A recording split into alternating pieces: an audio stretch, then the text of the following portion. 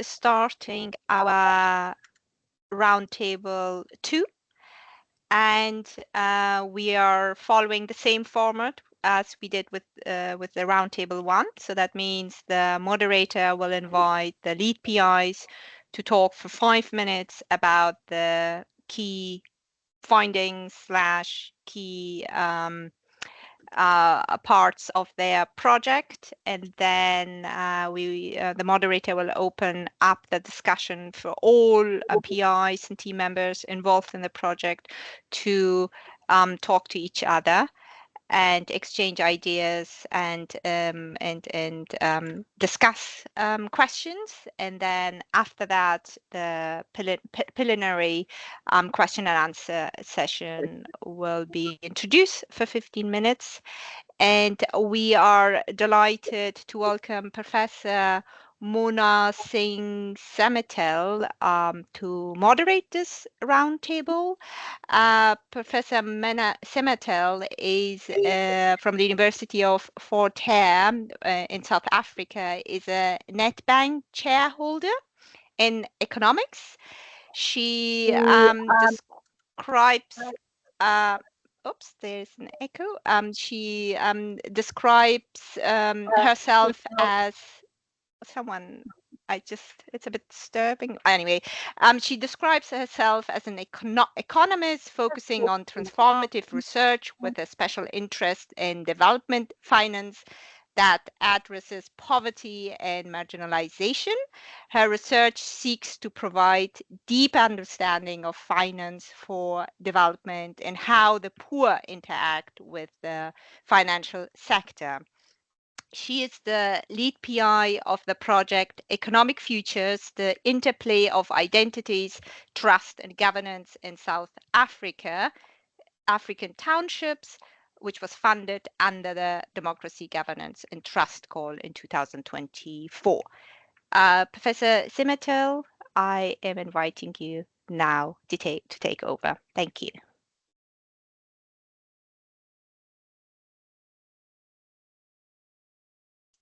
You're still on mute, I think. Sorry about that.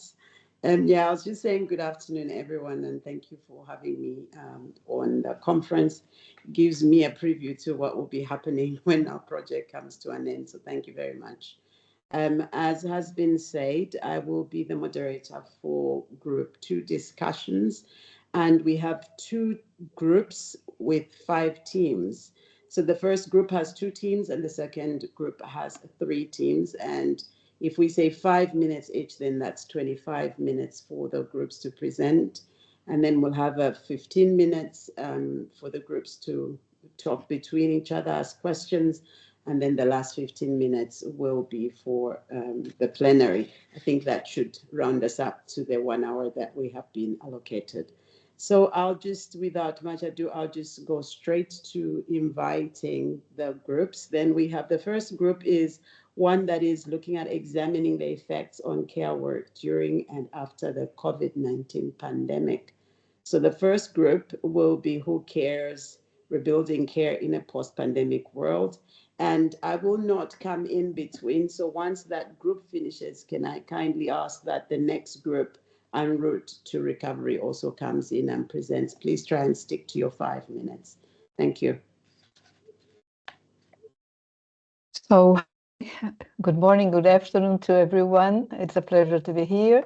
Our group has been working in this project named Who Cares? Rebuilding Care in a Post-Pandemic World, encompassing 6 countries: Brazil, Canada, Colombia, France, United States, and United Kingdom.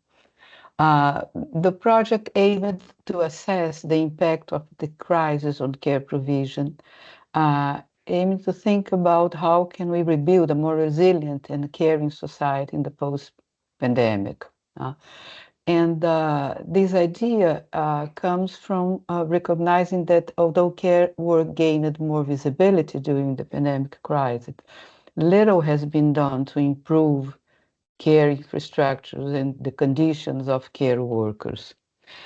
So that was the focus. Main results have been already published in an edited book, Care in Pandemics, International Perspective, And the second one is on preparation, with the preliminary title of Caring Beyond Borders. Our research project, it has been structured along 5 axes. The first one, the needs and modalities of care provision, labor conditions and rights of care workers, public policies on rebuilding social infrastructure, and community-based strategies of care provision. I'll go faster in some main results for each X. On X1, we think we have contributed to a better understanding of the extent and modalities of care work, since in fact, despite the impressive figures on people mobilized in the social economy of care, which fostered our attention in academia, important challenges remain in mobilizing our teams toward analytical goals such as measuring the scope of care occupations, documenting internal heterogeneity on paid care, and comparing inequality patterns between countries. The novelty of that analysis comes from methodology we tried to develop that makes National Employment Service comparable without losing sight in their care regimes. We have been testing this for Brazil, Colombia, and France, and trying overall to avoid some simplistic differentiation between a so-called global south and the so-called global north. We have been doing also other analytical advances in this act, like exploration of the gray market of home care workers. And for that, the US team conducted in the summer of 2024 a survey of US home care regions, recruiting respondents through Facebook and Instagram video advertising in 4 different regions of the United States, and the preliminary paper has been prepared comparing what happened with those in gray market and those in agents employed home care workers. As for our X2, we also developed an innovative methodology combining qualitative and quantitative approach and incorporating, and this we are very proud of, strategies to ensure the active participation of care workers in the design, implementation, and data analysis. On 2023, we conducted 21 focus groups with 179 workers in 5 countries. And we presented results to the participants, and they helped us developing and piloting an international survey. This is an still ongoing survey aimed to compare care workers' rights, working and health conditions during and post-pandemic, and assess into what extent the pandemic has changed their situation. Results are preliminary, but they already indicate that despite certain improvements in indications like salary, employment, and formal access to rights, precariousness continues to mark the daily reality of care workers. Thus, even though the pandemic did worsen care workers' conditions, they still face many forms of exploitation. We also have been dealing with another analytical goal, which is explore the role of digital intermediaries as care platforms. Within a very heterogeneous set of intermediaries, we think that digital platforms for domestic paid work have aroused particular interest, given that they are presented as a sort of disruptive phenomenon with great potential of expansion. New field work have been conducted in France, Brazil, and Colombia, and the transnational team has already produced relevant conceptual and methodological achievements on firm strategies and workers' perceptions. As for the third X, we have been exploring ways to access policies and rights of the workers in Europe and America, assuming the high value of transregional and comparative approaches. As for French and European surveys, they are revealing a care work crisis, labor shortage, poor Nadya, working. I hate to speak while you're talking. Please be conscious you've gone over the 5 minutes. So if you could just summarize the rest of your presentation. Thank you. Okay, and finally, as for X4, we have been exploring 2 lines of important but underexplored topics. The first one is queer care, focusing on needs, practice, and challenges. And the second one is collective care, which is quite important in poor countries like Brazil and Colombia, but not only in those countries. I would say that those are the main results, and we can go further on this in the discussion. Thank you. Thank you for your indulgence. Okay. Next group, please.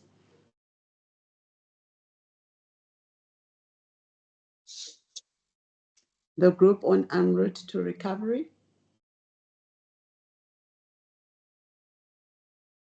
Holly, I don't have the names. Would you assist me, please? Yes, is Marjut here from lead PI for En route to recovery?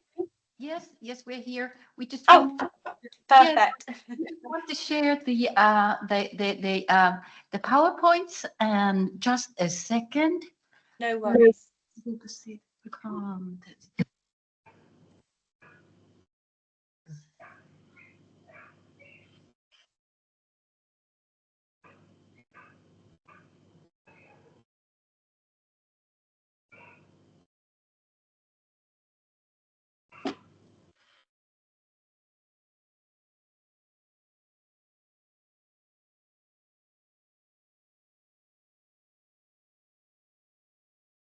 Hello, do you see the PowerPoints? Yes, we can see the PowerPoint. Okay, thank you. I'm Marjut Jyrkinen. I'm presenting very shortly our project En route to recovery, diversity and vulnerability during and after the pandemic, which we call En route to recovery. Anyways,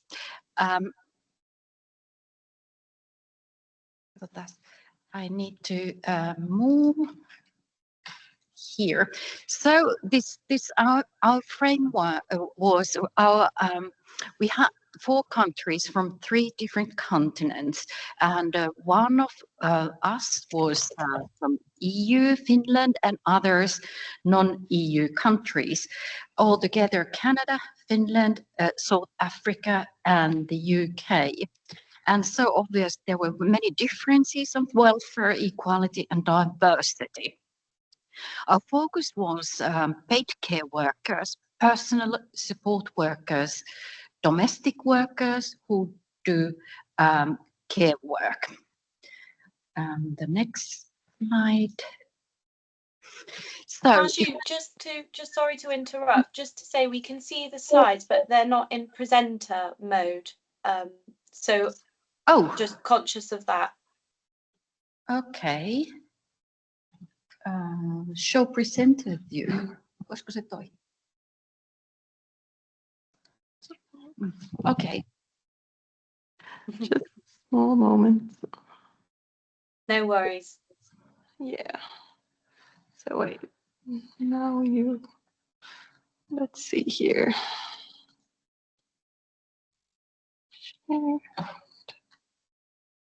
How about now? Is it, do you see? Still not in presenter mode. Yeah, I can still see the individual slides, but we can see slide number 3 at the moment. Okay, yeah. Sorry about this one. No worries. Sorry about that. If we just go through this one and then here and here. How about now? Yes. Yes. Okay. Thank you. So thinking about the calls, priorities, the number 1, thinking about the reducing inequalities and vulnerabilities. So we approach that through this vulnerability through inequalities, and we state that it's important to not only to recognize but also to admit that discriminations take place. And we emphasize the methodologies that aimed at, in particular, empowering the participants. And thirdly, our approach was based on intersectionality and vulnerability of care workers. The next slide. Thinking about the priority number 2, so we emphasized also gendered lens and agency of care workers.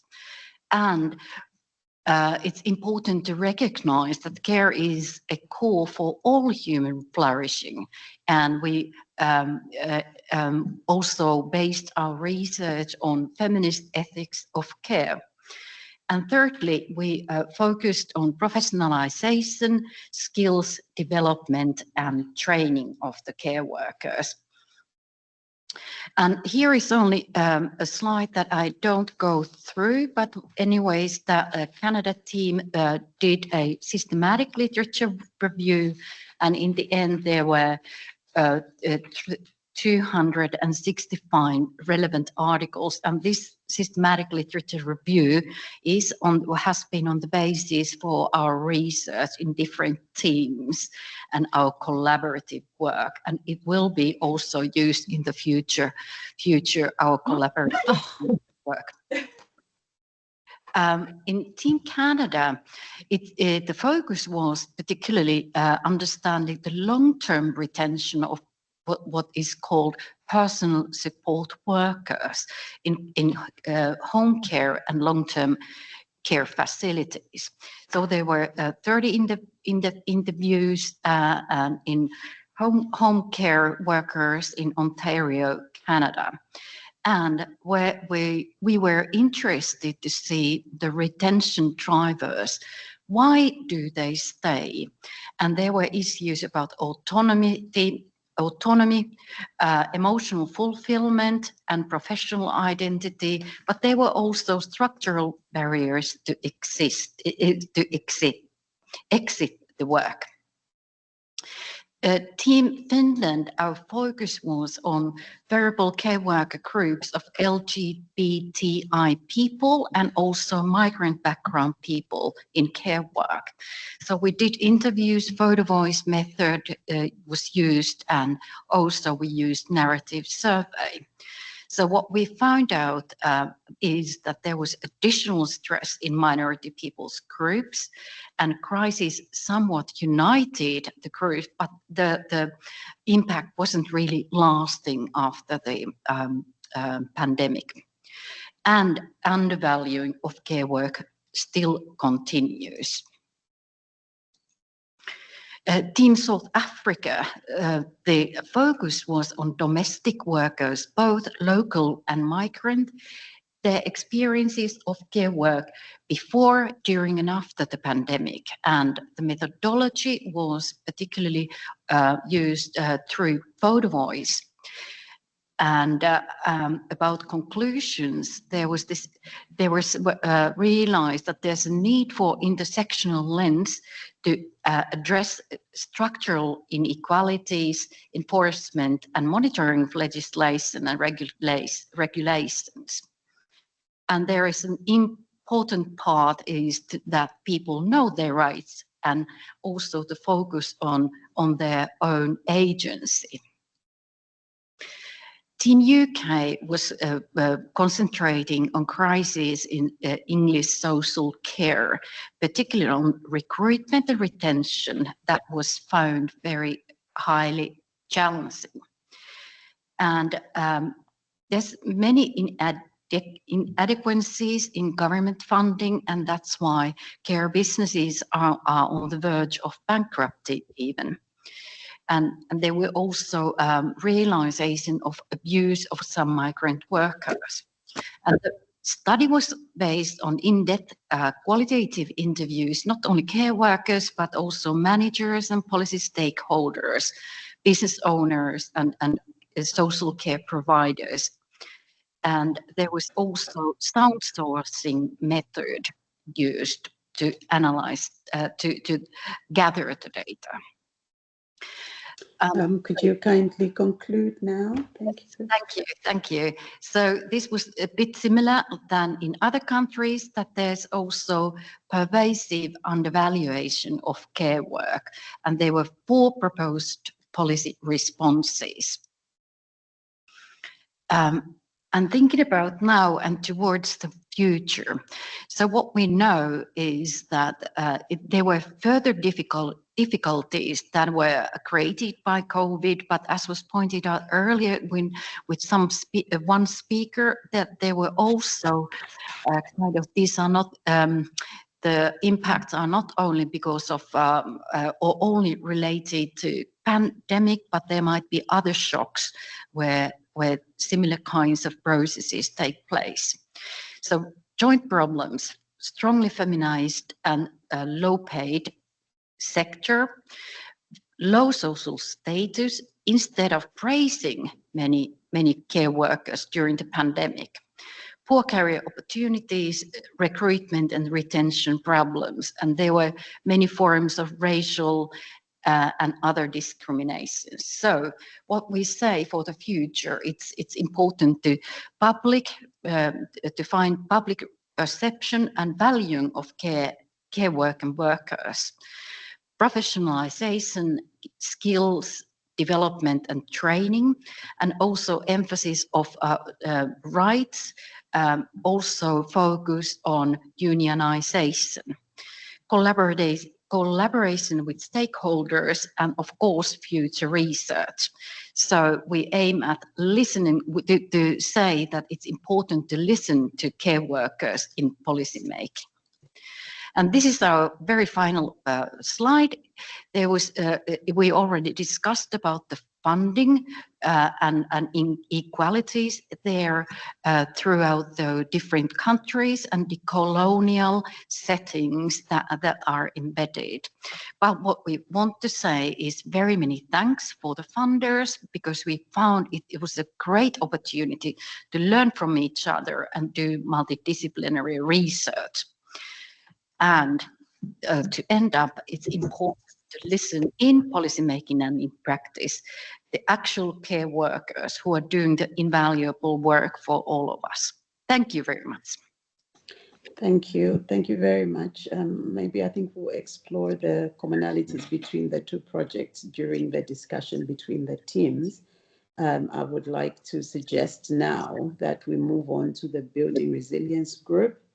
And the first group is Reconnecting with Experience and Sensitive for Instructional Practices. Hello, everybody. Oui, Genevieve. I will present with my partner, Genevieve Emond. There's an echo, I think, unless it's just me. Yes. I'm here as well. I'm going to just share. She's going to share a screen. Yes. I saw that other members of the team. I saw other members of the team in the room. Hello, everybody. Thank you all to be here. I encourage you to speak up during the question period. Fabienne, sorry. Can you see the sharing? Because I don't see it with you. Okay, yes, it's good. It's good. So our project investigates the questions of the resilience of university instruction. It was created after academic instructors felt shocked and isolated during the pandemic. Can you change the diapo? I don't see it myself. That's why but let me know if it's okay. Is it okay? No, it's not okay. It's the same diapo. So I will continue without the image. So our project is based on 2 concepts, resonance and embodiment.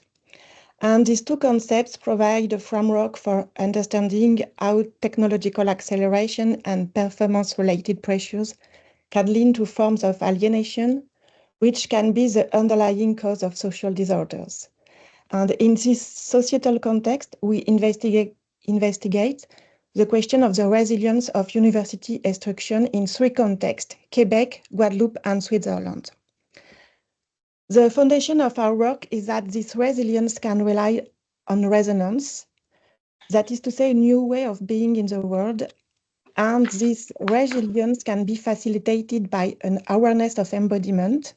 That is to say, the relationship we maintain with our own bodies, the bodies of others around us, and our environment. Now I'm heading over to Genevieve, who will explain how we explored experience as a means to this awareness.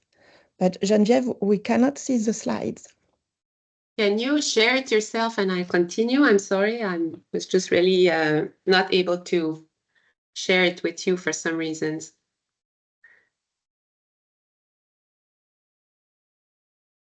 If you're able to go to the number 3, the dia number 3, I'm just going to continue and... No, I can't share. You can't? Maybe in the interest of time, we can proceed, and when the slides are up, then we can see them. Okay, so we had a specific method in Respire to foster our resilience through embodiment. So we organized 34 sessions in communities of practice in our 3 contexts during the 2 years of the project. And we worked with more than 45 university teachers and researchers in various disciplines in our 3 countries. All our sessions, our 34 sessions, were divided in 3 parts. First, we were doing somatic exercises designed for teachers. So we were doing movement, doing different exercises with them. We were then reflecting on our teaching practices, so either face-to-face or virtual teaching, grounding ourselves in our bodies and delving into implicit and tacit knowledge, and important while being together. More often locally, we had 3 different groups, and sometimes as well all together or partly together, and it was very important in our project. We really worked together as a big team. I'm sorry if we don't see the slides because it's very important for you to understand, because we have a teacher in the center, and there's like different arrows where you see where the body... So I see something. Is it you, Fabienne, trying to do something? No. Because I don't do anything, but there's a calendar on the screen. So I'm just going to read the words and just invite you to imagine that there's a teacher in the center of the screen and some words are coming around the teacher. Our results is that we were trying to build resilience with teachers, to help teachers be more resilient. We were through the COVID period, remember that, and then we thought that we were going to stay online forever. So you see a teacher on the screen, a teacher body, and the teacher is trying to keep balance in the middle. He's grounding himself and maintaining his quest as an intention or a direction, and he's using different tools to do that, to face resistances or the environment. Our teacher is grounding himself in his teaching experience. His quest is a resonance between teacher, learner, and knowledge, which is more likely to lead to learning. And he is using tools that we created and proposed by our project, and as well that some tools that the teachers themselves came up with to face resistances imposed by COVID or other resistances that came after or through the process of recovery. Our participants went from some states of being and doing, like, for example, at the beginning, they were very tired or exhausted during or after teaching, feeling very bored. Sometimes when we are online, it's a lot more than just being bored, or doing too much to impress students or maintain attention. And at the end of the project or throughout it, they migrated to more embodied and resonant states of being and doing with themselves and others, where they were feeling good rhythms and attunement with students, more calmness and ease, and even a sense of playing with the students. Thank you. See? That was wonderful with the image, but you'll get it right now. So you can go a little bit more to the next one, and then add the words I was just saying. So the experience, the resonance, going from being tired to being more in a lively mode, at ease, calm, playing with students. And all of this was achieved by learning how to better embody teaching. And it was very important and useful during COVID, it is still useful now. That's what we discovered, and it is likely to be useful as well if we have to face other crises in the future. And we're going to go to more detailed results right now. You can continue, Fabienne, to add the last words. I just if you click, you'll get the That's it for me now. And Fabienne will finish the presentation if you don't mind. Sorry for the image. Sorry. I'd like to emphasize the richness of transnational work. We use tools that let us work together remotely, but the most important thing was that we built a strong team spirit by meeting in each country. These in-person meetings were very important because they helped us understand the contextual issues in teaching and research. These meetings are the key to the project success. They helped us anchor the project and build a team that is united around the issue of sensible experience and that works together with Earth. Cultural diversity led us to explore cultural embodiment, and it was an enriching experience to have to navigate through resistance, confrontations, and misunderstandings, but also moments of mutual understanding and complicity. It gave us fluidity and joy that we couldn't have had remotely. Concerning the findings, we have already summarized them in our document. I would just like to highlight two important results of our work. The first one is that university environments must be more meaningful and sensitive. This is important for both teaching and research. In the face of the current emphasis on efficiency and data, it's important to encourage more authentic approaches.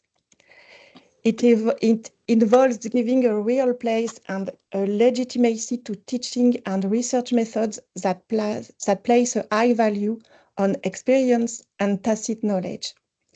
This means that we need to think about where we want technology to be and what role we want it to play.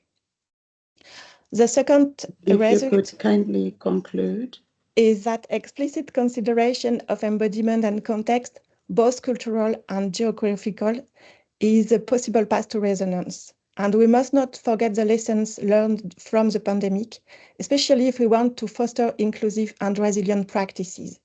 And since if I have some more seconds to finish, I would like to say that Respire was more than just a research project. It was an incredible human adventure.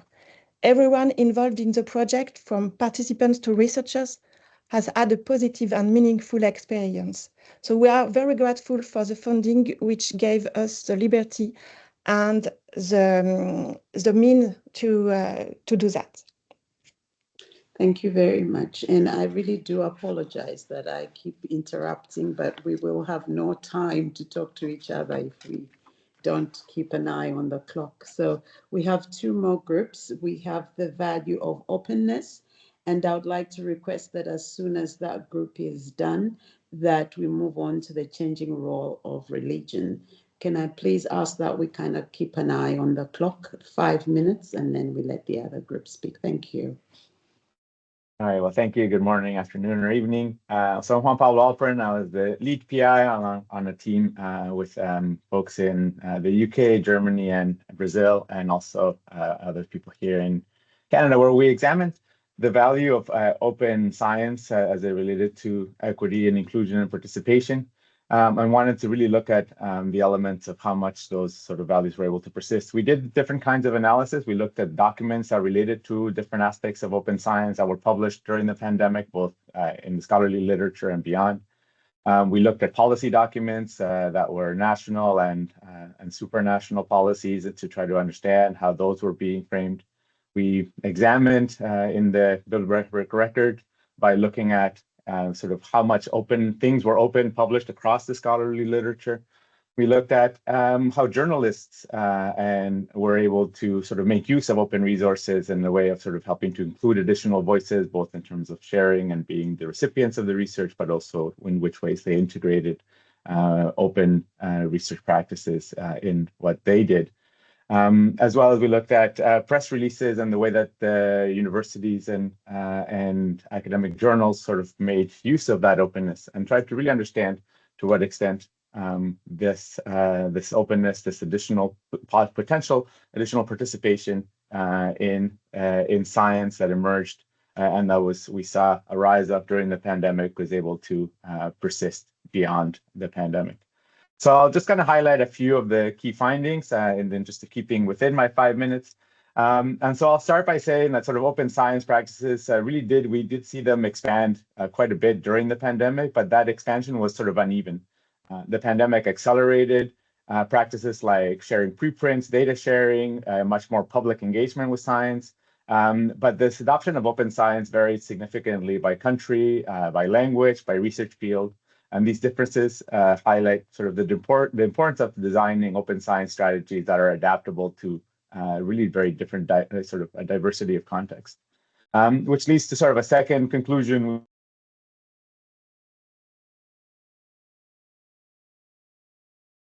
Am I the only one who cannot hear him? I think you're muted. Oh, I am. There you go. We can hear you now. Oh, do I need to start again? Sorry. It was just for about 30 seconds. Oh, okay. So I don't know where I left off, so I'll continue with my second point around that open science is not a one-size-fits-all. The meaning and implementation of open science that we saw during the pandemic were very highly context dependent. And we found that open science was really always framed as being a public good, but the conceptions of what counted as open really varied by country, language, and discipline again. And importantly, when we looked at the policies, we saw that equity and inclusion were not central to these definitions, but they were listed often and named in some of the policies more as aspirational values and not so much as operational commitments. Something that we made a point of trying to call out in our findings as we were really interested in seeing the potential for equity and inclusion that open science brought materialize. In terms of looking at how openness sort of looked in practice within, during, and beyond the pandemic, we saw that openness peaked early and then receded with what we see as real world consequences. Peer-reviewed research on the coronavirus was highly accessible at the start of the pandemic, particularly through strategies like promotional open access or open access journals. But much of this access was temporary. And with many articles later, as we were able to observe, going back to being paywalled and no longer being publicly accessible. This rollback is especially concerning in areas like long COVID, where early findings remain critical but are now harder to access. And the retraction of openness sort of underscores the fragility of the current ways in which openness is made possible, and the need for policies that treat access as a long-term public good and not just as a crisis response. Related, we put quite a bit of time in looking at preprints because we saw that those were a prominent aspect of open science, and looking particularly at how journalists covered those preprints and these sort of before peer-reviewed work. And we saw that preprints offered sort of speed to be able to share research, but also raised a lot of credibility concerns. Journalists that relied on preprints early in the pandemic due to their speed and accessibility. However, concerns about this credibility and the absence of peer review made them difficult to report on in a responsible way. As the pandemic progressed, we saw that the use of preprints in the media has declined, partly due to lack of any clear guidance of support from institutions. Journalists reported the needs for tools and frameworks to better evaluate, contextualize, and use open science outputs in sort of fast-paced environment. Just two more quick findings. Related to the way that science and open science were communicated, that we saw that the science communication and the broadening up and bringing science to the public and the open science practices that happen within the academic and research environments remain quite disconnected. Press releases and media reporting often promoted public benefits of openness, but rarely addressed the equity and inclusion or made research content broadly accessible. Science news agencies played a key role in sharing findings from paywall journals, but yet those press releases were frequently written in technical language and limiting their research to non-expert audiences. So we see a disconnect between the practices of openness among the research community and the ways in which we hope that it might be able to lead to greater participation and use of that work. And then finally, open science sort of worked as a crisis response. We saw that, but it needs strengthening if we expect it to endure and if we expect some of the benefits to materialize. The pandemic demonstrated that open science can support more responsive and collaborative and transparent science in moments of crisis. However, without robust infrastructure, thoughtful governance, and explicit attention to equity, the benefits of open science really are quite fragile. Building long-term resilience requires policies and investments that actively embed inclusion as core tenets of open science systems.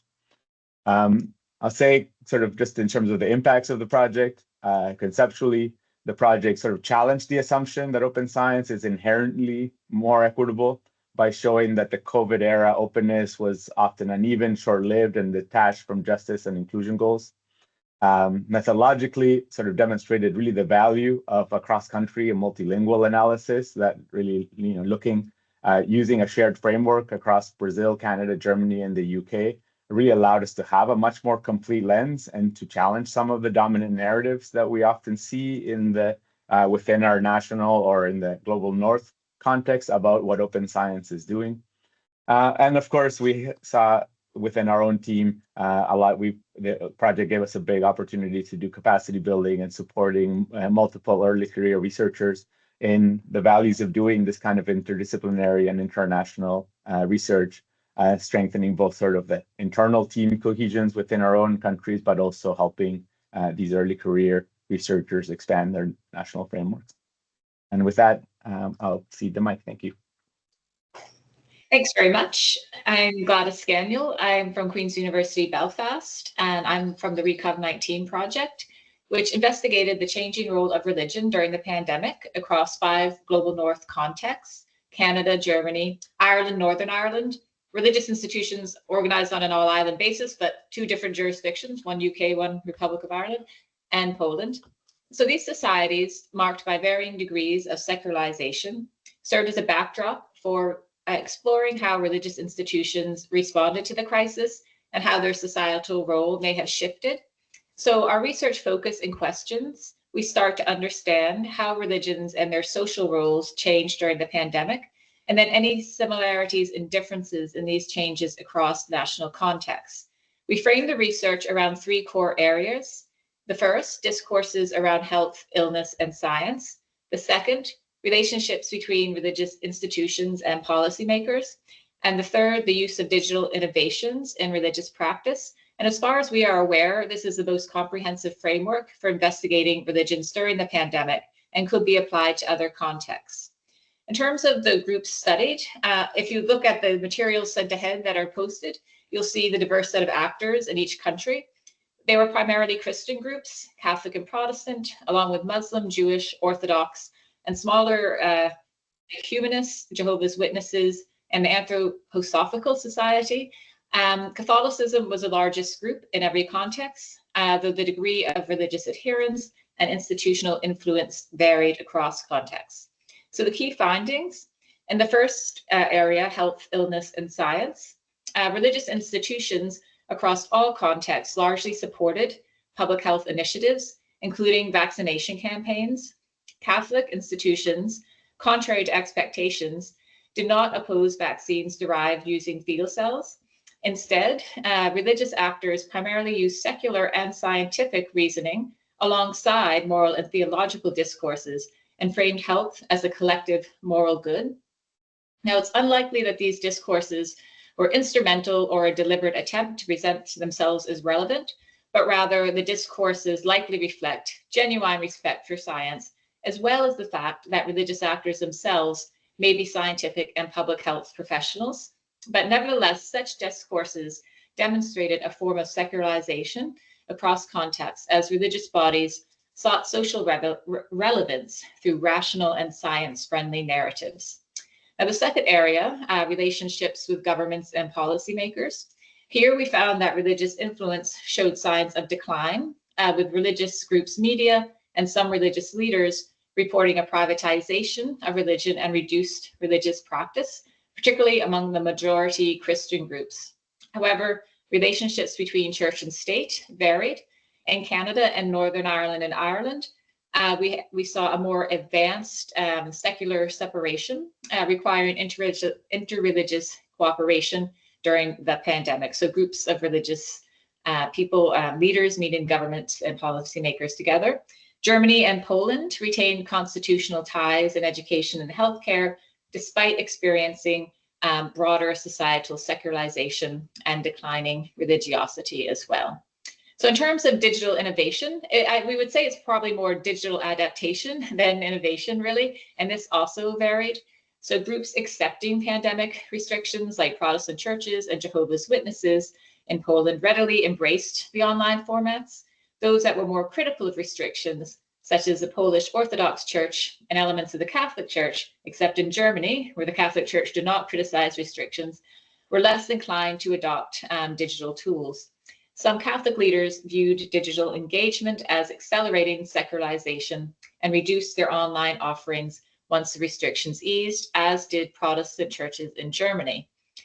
In terms of cross-area trends, Christian organizations across all contexts shifted towards ethical rather than solely religious language in order to engage the secular societies they were embedded in. So they effectively secularized their own discourse. This adaptation reflected an effort to maintain relevance by aligning with dominant social norms. Differences emerged in the communication levels. So Canada and Poland showed high religious communication. In Poland, this was mostly amongst Orthodox and Jehovah's Witnesses, while the island of Ireland and Germany had lower levels. Smaller religious groups had more overtly religious messaging compared to larger Christian organizations. Just a quick word about outputs, as I realize I'm close to the time. We had a rich qualitative and quantitative data set, more than 1,700 public documents from religious organizations analyzed, 800 religious media articles, surveys of more than 1,000 leaders, more than 1,000 members, online surveys or questionnaires, and we interviewed 320 leaders and lay people across the different contexts. In terms of academic outputs, we have a special issue under review. We published 3 peer-reviewed articles, and we have compiled a comprehensive methodological guide to be published alongside the special issue that really goes in depth into our methods and how we triangulated them. So in conclusion, our project found religious institutions and secularizing societies adjusted their roles during the pandemic by aligning more closely with scientific and ethical discourses and reshaping their digital strategies. This reflects broader patterns of secularization as institutions attempt to remain socially relevant in increasingly pluralistic secular environments. And the differences across contexts highlighted the nuanced interplay between tradition, innovation, and societal transformation in the post-pandemic religious landscape. Thank you. Thank you to all the groups, but now I just need some guidance, Holly. We have 12 minutes before our time is up. How do I split that between the discussion between the teams and the plenary Q&A? Can I go half-half, or should we take one session and forget the other?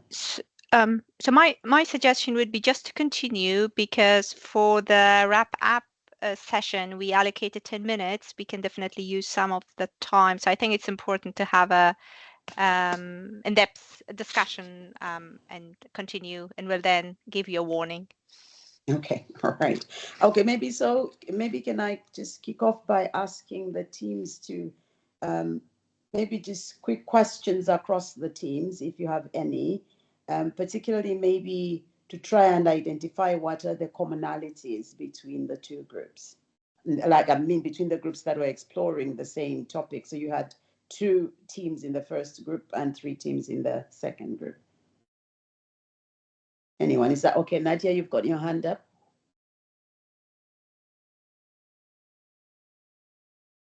You're muted. I guess Solange raised it before me.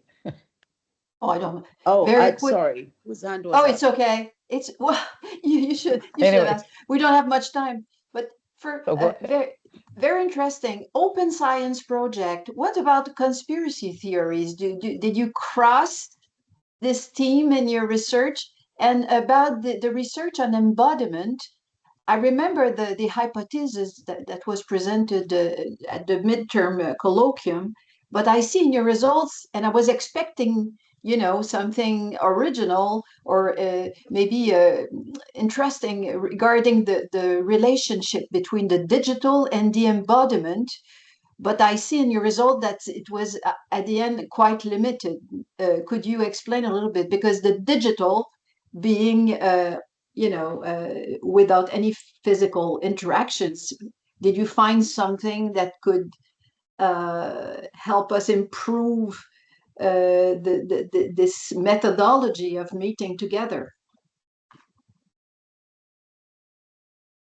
Happy to take the first part on Yes, the conspiracy theories quickly. To say not specifically, we did see a lot of the fake science and those conspiracy theories concerns from the journalists, and in general, this was one of the biggest things that came up from the research that we looked a lot at what journalists were doing around preprints and the concerns that gave rise.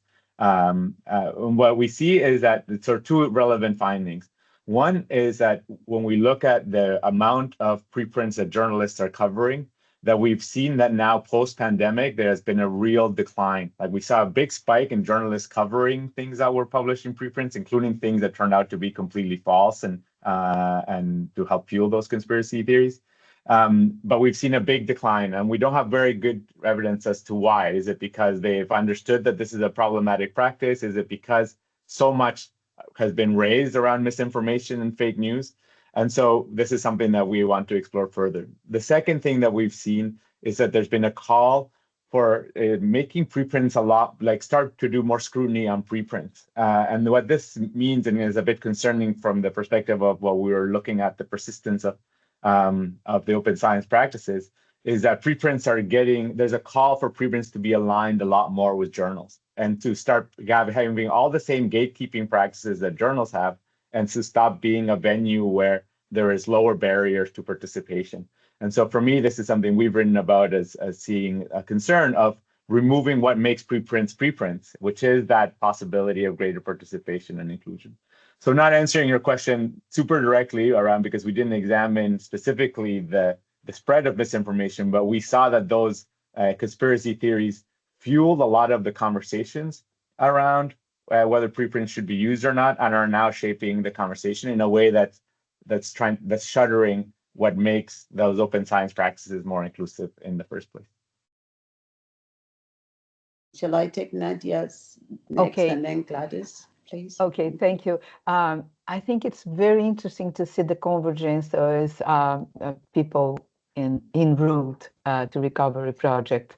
And I'd like to hear a little bit more from them on something we found that is related to the heterogeneity that characterizes care labor market or the care occupations, depending on if it is done in home or in institutions, if it is directly related to someone and involving body connections or not, if it is strongly recurrent and expressing dependence or not. And what we found is that heterogeneity is quite important, either in terms of profile or in terms of payments, in terms of rights. And the more inner, in home, dependent, direct, the more precarious. And the more outside this halo, better paid, more men inside, etc. Their idea of this is not an homogeneous sector, but it encompasses highly important heterogeneity.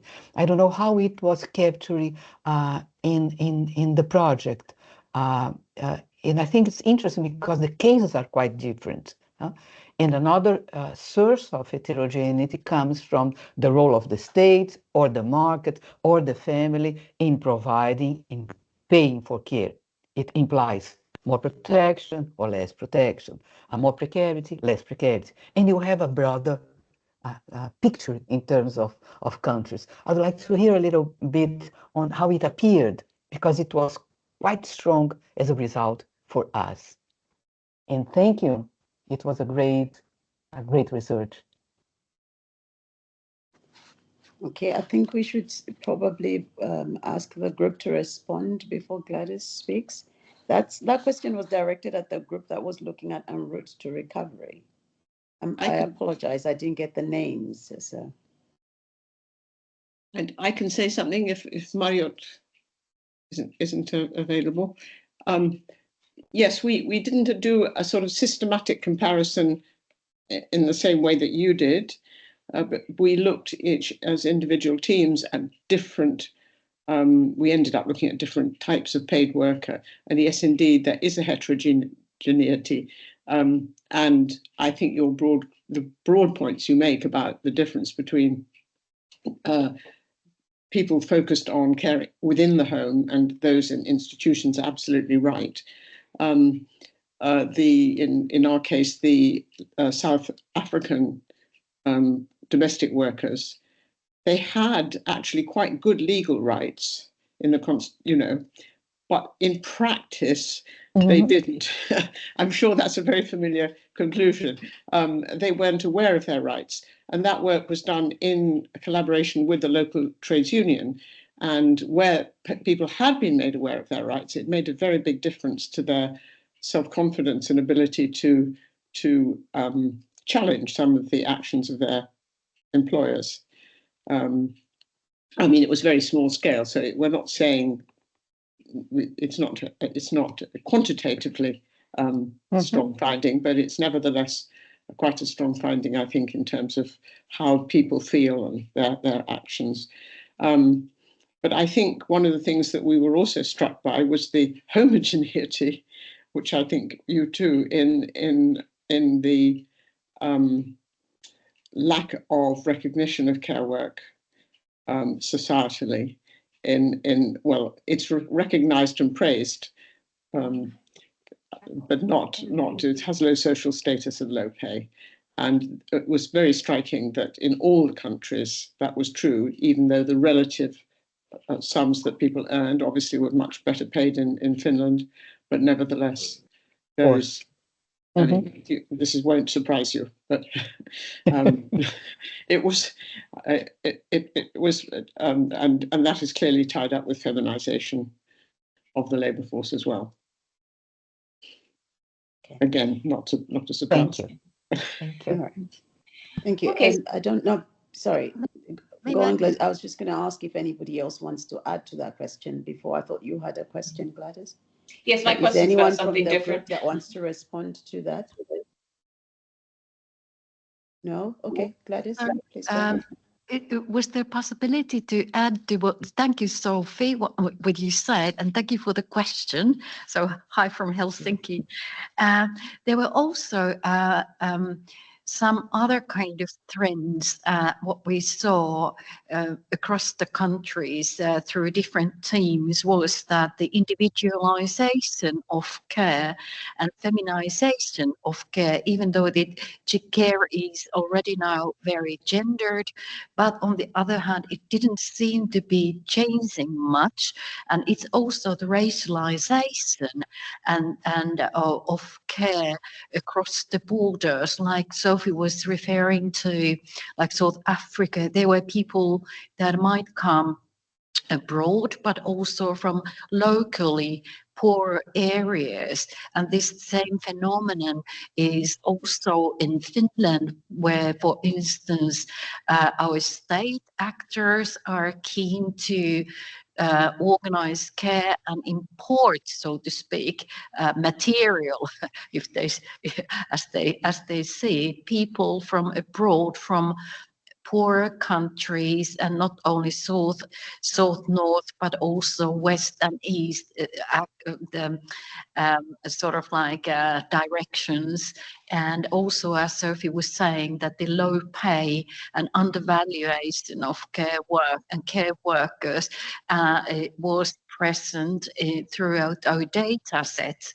And also what we saw, and here is actually our expert Jukka here, and if you want to add, but there's also in care work, there's some kind of heterogeneity of people from LGBTIQ perhaps groups, and our data said, perhaps you yeah.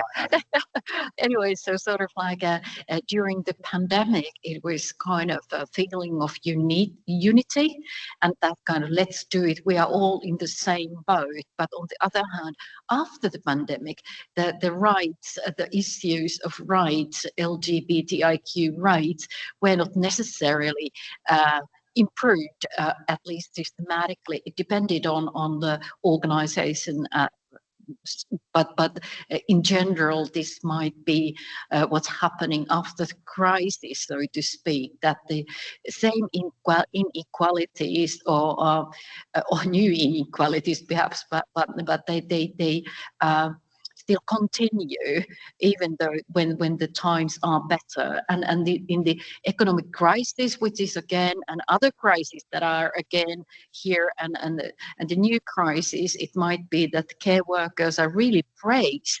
And yeah, let's make like thumbs up and whatever, but still the salary levels and the work conditions are not necessarily improved. Thank you. Now I stop. Okay, thanks. So my question is for the team that looked at institutional practices and embodiment. And I suppose this is about impact, because to me, this is a project, there's quite a lot of potential for impact. And I noted as well that your project was 2 years, so you didn't have such a long time frame to look at this. So do you have any plans to track the longer term impact of this, whether practices have changed? And related to that, as curiosity's sake, have any of you changed your own practices in terms of the way you teach and so forth, if you do teach, arising from this project?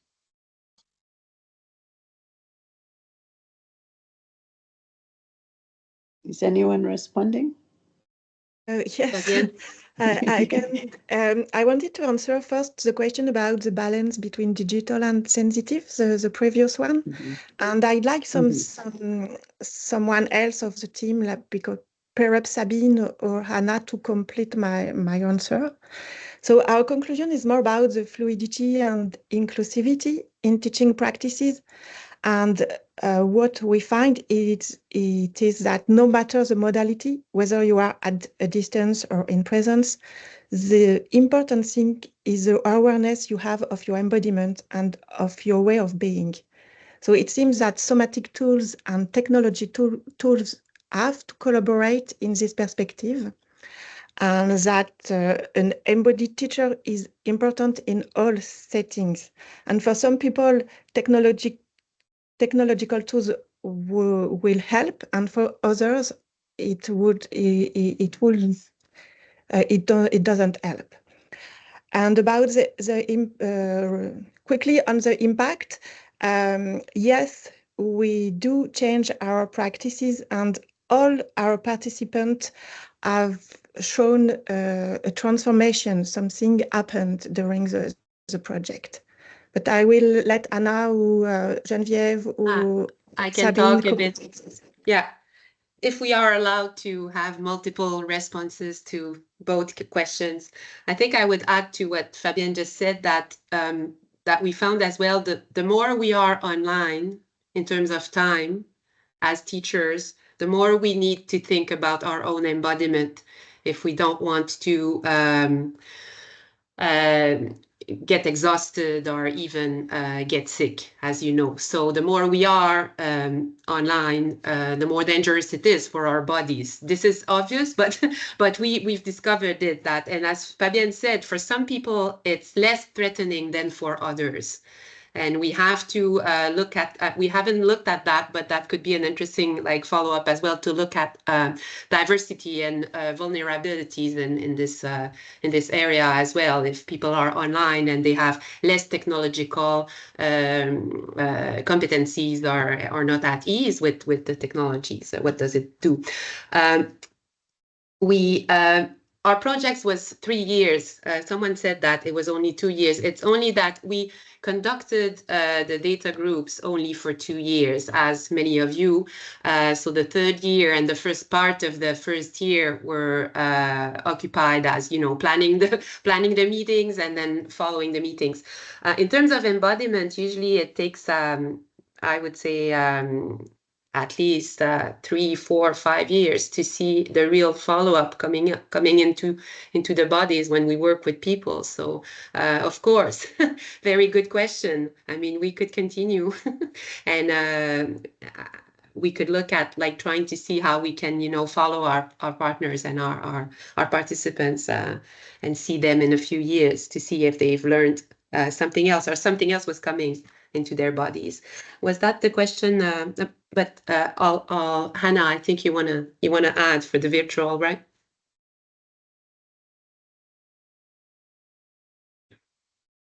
Hannah, please go ahead. Yes, yes. Hello. I will just quickly add also something. It's true that a lot of the literature and many programs only focus on technology, that you have to learn the technological tools in distance teaching. And actually what really came out I think in all the different contexts in our research project is that the more you integrate bodily experience also in distance teaching, the better it is also for the teaching person, but also for the participants. And it can mean learning techniques to connect yourself to your own body, but also using like a concrete stuff in the space or in the environments. Also employing the camera and the frame of the camera in a more vivid way, not only sitting, moving your body, but also employing it in a different way. So there are a lot of different things came up, how you can connect via distance more to concrete experiences. And this is actually quite helpful also to prevent exhaustion. And also, I wanted to say one more thing, but maybe I forgot. Yes, well, it's fine. Thanks. You wanna continue, Hannah? Maybe if it comes back. Yeah, I just wanted to add something because I think it's important. Maybe it's something that is different in our project compared to other projects, is that we found out that if as researchers we don't work with our own embodiment ourselves, it's very difficult to study the embodiment of others. It's very experiential. So the question about like, did you change your own practices yourself? I mean, I can answer for myself, but I know many of my colleagues would say the same thing.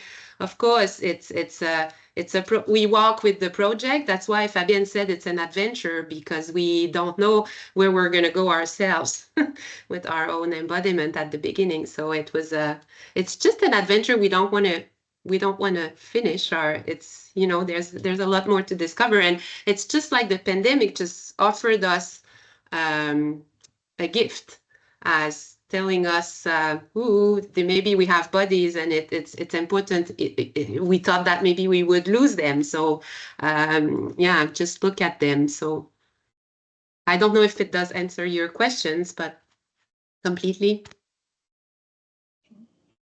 Thank you. Any more questions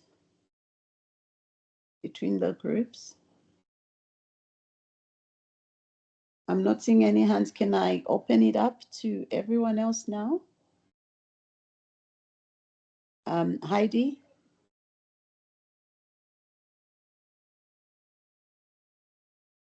Thank you for the very rich discussions of your very interesting projects. The question I have is methodological. What are some of the methodological innovations that you discovered, and what are some of the methodological challenges that you faced in doing your research, either because it was cross-national, because it was during the pandemic? I know that people have talked about methodological appendices, but I think that it is really quite key to the findings of our projects. Gladys, your hand is up. Yeah, so maybe I'll come in here since our group hasn't had a question yet, and we did mention the methodological appendices. So I suppose one of the main challenges we had it was in terms of when we developed our questionnaires. So there was a questionnaire for faith leaders, and there was a questionnaire for members, people who didn't identify as leaders. So we wanted, these are very long and complex questionnaires that then had to be translated into different languages, Polish, French, German, etc.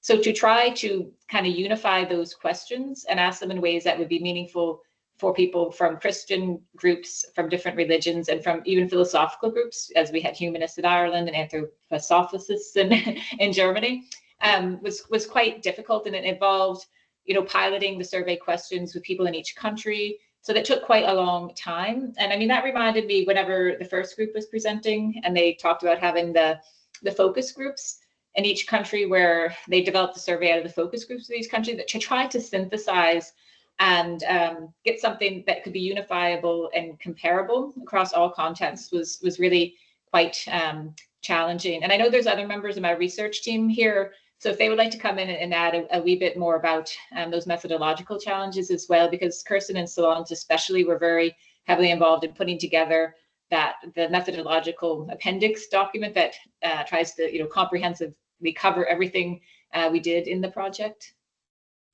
Yeah, probably I can jump in because I'm Kirsten from the German project. So I think it all comes down to the question how to want to ensure comparison. So, and we decided just right from the beginning that we really want to focus on a coherent research methodology on a coherent level. So we did more or less exactly the same in all different sub-projects. And of course, this also is a challenge in a way. For example, coding, we ensure that we did the coding in the same way. We also, especially our project researchers, ensured it by coding together some sample things. But of course, I mean, in the end, we recognized, and I would say this is the challenge. We have the additional benefit that we have a really, really good basis for comparison. However, I think what we lost in the first working packages was really the specific characteristics of the individual contexts or countries. So in the end, we decided, especially when it came down to the interviews, that we are having a shared set of questions within the interview questionnaires, but however, we picked up different foci, so to speak, to say, okay, for this, for example, Germany, the whole thing about digital communication is really, really well researched. So we went into another direction. So in this sense, it could be a bad an advantage or disadvantage at the same time. But I think, of course, yeah, it all comes down what you want to have and how strong the comparison level should be, and then by that, you really, really need a more coherent research strategy.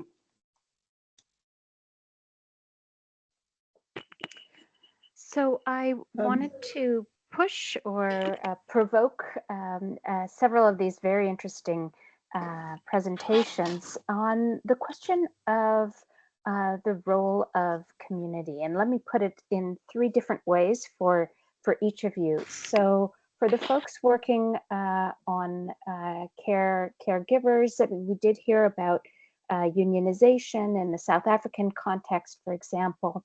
But I was wondering if you could tell us more about care activism. So not research on caregivers, but how caregivers engaged with their own agency and approaches. For the religion group, I was struck by, especially for Canada, that a crucial spiritual community or set of communities, Indigenous folks, religion, spirituality, was not included. It's 5% of the population, larger than many of the other religious groups that were sampled. So I was wondering how that decision was made, because I think that would be a crucial issue to research. And then for Juan Pablo, I know you've done some publications with my colleague Leslie Chan, and I was wondering if I could also, again, push you on thinking about a publication that he was involved in just before or just at the beginning of the pandemic with UNESCO on open science beyond open access for and with communities, and how that serves as a step towards the decolonization of knowledge. Thank you. Okay, maybe we'll take the questions in the order that they were asked. So let's start with a question on carers and activism. Can I go We ahead have on two this? groups working on carers, so either group can go. Can I go? Yes, So please. it's a quite interesting question, and I think we can capture it from different perspectives. In terms of paid care workers, it's interesting, and I'll take, just to be fast, the Brazilian example. Since they are very different, they have different patterns of organization, and they are submitted to different types of regulation. What I mean, you have domestic workers, which have been fighting for legal recognition, which got legal recognition, which has a national organization, and are quite activists in this sense. But at the same time, you have home care workers, which are not regulated, or care workers as a whole, in institutions or at home, which are not professionally regulated, which have not defined the rights, and they are slowly constructing the experience of getting organized. So the type of institution, the length of the project, the effect of the results can be highly different, even if you take low-paid, more exploited care workers. Again, the issue of heterogeneity appears. We are very attractive to be fast and say, oh, it's poor, it's female, blah, blah. But the more we observe, the more we can realize that there is difference. And your point is quite good to stress that kind of difference. Totally different is to see care workers in a broader sense, people working the care economy, but in professions that are regulated, recognized, middle-class professions like nurses, like doctors, like physiotherapists, who are socially recognized, recognized by the state, and long-term organized. So this is a very interesting issue. The other side is unpaid care. Unpaid care, how can they organize? What is common? And what is the basis for organization? We have some evidence in some countries of movements coming from housewives. It's rare, but it exists. But the more important is collective unpaid care. And then you have a route to think about how people can get organized, not organized in union, traditional basis, but as community groups, organized community groups. This is quite interesting in Latin America, in different countries of Latin America, including experience of organization to negotiate with the state, either in terms of support to the collective action or in terms of protection for those acting as unpaid, collectively organized workers. I don't know if I arrived to explore your question, which I think it's very, very, very interesting. I take advantage to suggest that the points Heidi and Christine raised on the methodological issues, they would deserve a special seminar coming from our experiences, both paid or unpaid, presential or not, but a space to discuss the experience of comparing international scale. I think we have a lot of things to discuss. In that, close my parenthesis. Okay, thank you. Maybe let me give an opportunity to the other group that was doing care if they have something to add that Nadya has not covered in addressing that question. Sophie? It's not so much that she hasn't covered it, but I think I think the whole question of comparison is really, really difficult when you are, I mean, to take a kind of the classic study, where everything's controlled and you've got an example of everything to look at. This is not possible. So you're having to be very responsive to context. And so we focused very much on trying to understand the context and to see the situation in terms of the particular, and then to draw out what we thought were commonalities, rather than saying, oh, if you have this institution, that will make things better or worse. But to do something much more qualitative in terms of the analysis. I don't know whether that makes sense, but especially with care work, it is very, very different. That was this was one benefit of working across different countries, because immediately you find your taken for granted ideas about what care work is or who does it start to be taken apart. Well, not all of it. It is mostly done by women. Okay. Great, Sophie. All right, maybe we move on to the next question, which was directed to the group that was looking at the changing role of religion. Yeah, it was about Canada. So I'm the Canadian co-investigator. I'll answer quickly. When we did the application, we chose for each country 2 majority religion, and it was all Christian in the countries. And then we chose 2 smaller groups, and we tried to vary it. But we chose Islam because it was a minority in 3 of the 4 countries, except in Poland. And then we tried to vary the last small group. So evangelical in some countries, Jehovah's Witnesses, humanist, anthroposophist in Germany, humanist in Ireland. And I chose Judaism in Canada. Of course, a lot of groups, after our research started, a lot of religious groups got very interested in our research, and they said, why are we not in your research? Hinduism, Buddhism, but we could not include all groups because of the comparative constraints you just mentioned, But the methodology was built, as Gladys said, and it could be applied to other groups. So hopefully in the future it will be. And of course, Indigenous groups are very important in Canada. Very, very diverse, though. So I don't know how I would approach that kind of, it's not one group, it's a super diverse group.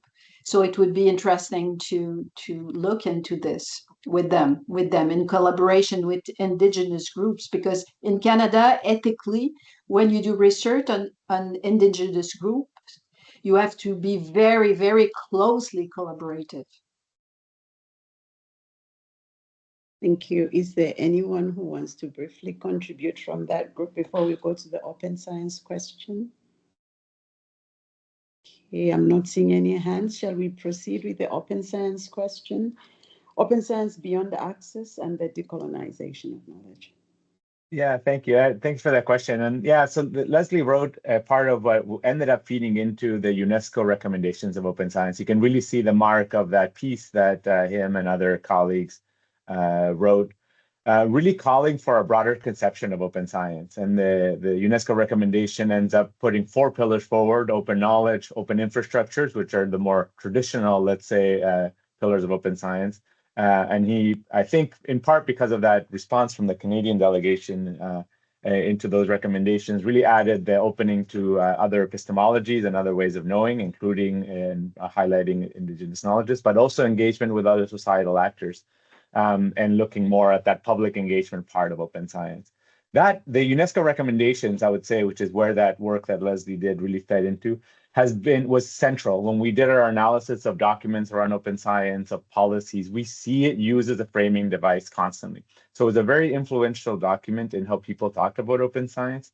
But so depending on if you're catching me on a more cynical day or on a more optimistic day, with that, a lot of it that we end up seeing is that in practice, that a lot of that conversation around that conception, broad conception of open science is used for framing open science policies, but then never used for operationalizing them. The operationalizing of the policies ends up then always falling on the more instrumental aspects, which is, oh, we can pay for more open access, we can look at more preprints, more open data. These are things that we can quantify and count, whereas the public engagement piece.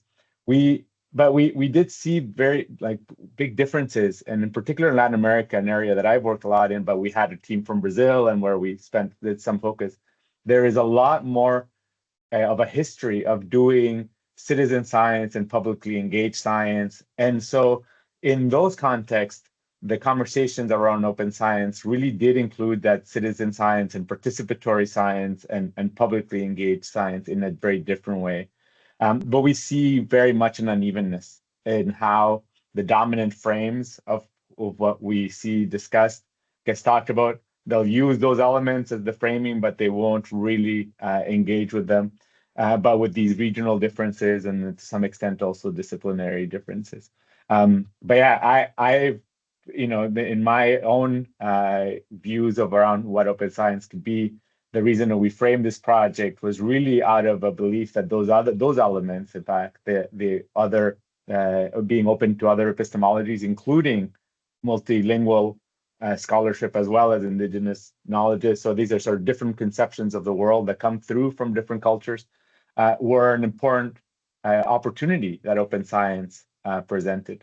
And that publicly engaged also opened up the possibility that people in other walks of society that are not in the academic or the research and scientific community could also influence the research questions, the approaches that were used. These are the promises of open science that for me are exciting. And part of what we wanted to study is, did those materialize?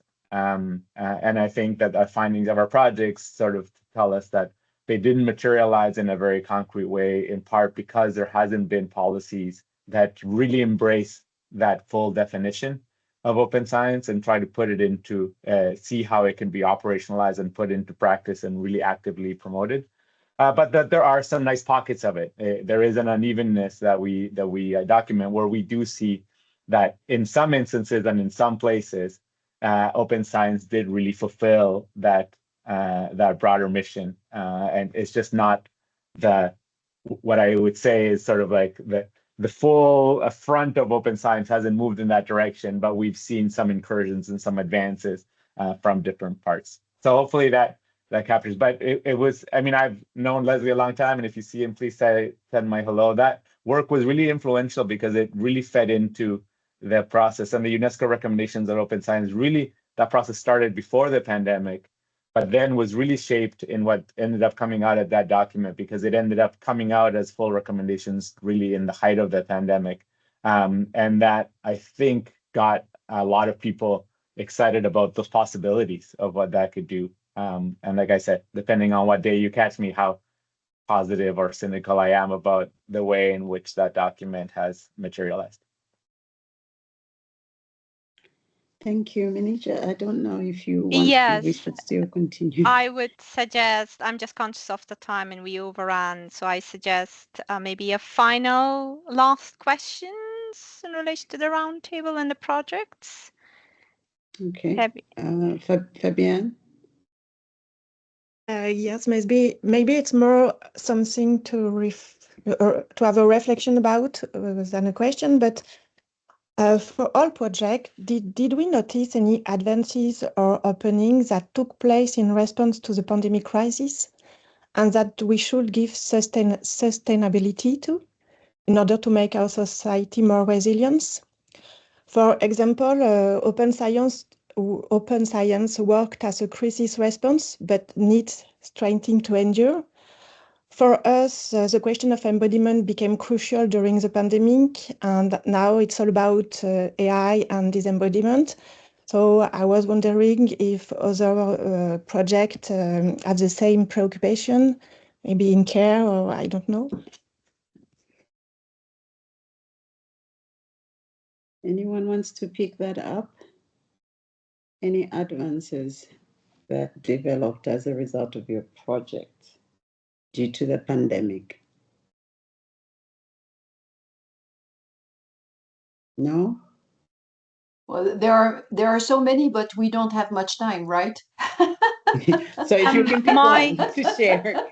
Yeah, my suggestion would be just to maybe share one example, and we definitely invite you to use the chat, not only tomorrow, to share some more examples, and that also gives you before we wrap up take this question with you and ponder about that, and come back and share your insight tomorrow. So. Okay. Now, I think maybe I should hand over to you. I was going to ask each team to like maybe just 1 minute each to give a like, what's the big outcome from their project that you feel will make a difference? Just one person from each team, really quick. Anyone who wants to go first, or shall I call the teams out? Anyone? I can go first. Make the world more sensible and more meaningful. Okay. Could you just quickly tie that to what you were doing? Like the embodiment part, how does that link to, just really quickly, making the world more sensible, more meaningful? How does that link to your project outcomes? It's linked to embodiment. If everyone became more aware of his embodiment, it became more sensible, and the world became more sensible. Thank you, Nadya. I'll take the idea of sensibility coming from Fabienne, and from the perspective of our project. I would say, for me, the most important achievement was how we could engage actors and actresses in an agenda. I mean, it coincided with a very important moment in Latin America where care policies as state policies are coming into place in some countries, including in my own country. And it was quite good to see how the knowledge we produced has been appropriated by those who are designing those policies, and how could we be useful for them. This is one side. And the other side is the workers themselves. I mean, how the results have been appropriated, even creating bridges between groups of workers that had been in quite tense relationships one with the others. And in the Brazilian cases, clearly the situation of domestic workers and care workers, how we could approach them and make bridges between them, and invite them to our board and put them in the meetings and discussing the results and create a common language. It's not preparing them from outside to inside, but promoting the sensibility Fabienne has revealed. I mean, this is for us the best. Thank you very much. Other groups? Yes, I'll go because the childminder is banging on my door at the minute. Okay. So I mean, I think it's really quite different in each country in terms of big takeaways and so forth. But because this panel was actually about resilience, even in secularizing societies, we found that religions had a public role, they had a social role. And I think there's something around the way that other civil society actors, as well as governments, policymakers, can and should continue to engage with religion and the way religious actors themselves. There's some learning for them in terms of how they engage with secular discourses in order to make some sort of wider contribution to resilience across societies, because we found evidence that this still happens to different degrees in each country. And in future public health crises, there's some useful learning to take away from that. Thank you very much. Next group, we still have two groups. Hello. Yes, please. This is Marjut from Finland and en route to recovery.